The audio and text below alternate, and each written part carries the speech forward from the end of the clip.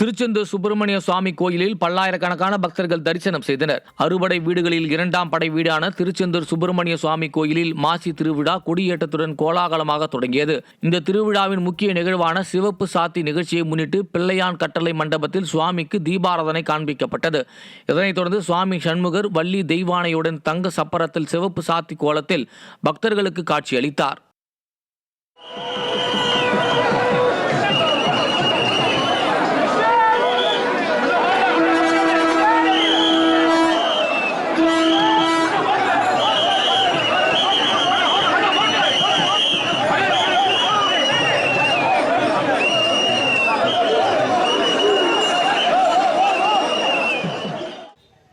கடலூர் மாவட்டம் விருத்தாச்சலத்தில் வருடத்தில் ஒருமுறை திருக்கோயிலில் இருந்து வெளியே வரும் விருத்தகிரீஸ்வரரின் ஜதீக நிகழ்ச்சி வெகு விமர்சையாக நடைபெற்றது.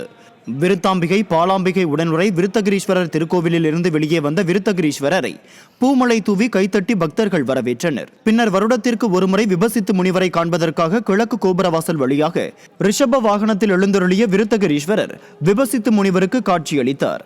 இந்த நிகழ்ச்சியில் ஆயிரக்கணக்கான பக்தர்கள் கலந்து கொண்டனர்.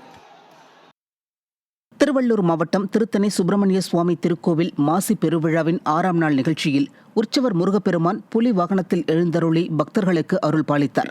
திருத்தணி சுப்பிரமணிய சுவாமி திருக்கோவிலில் மாசி பெருவிழா வெகு விமரிசையாக நடைபெற்று வருகிறது.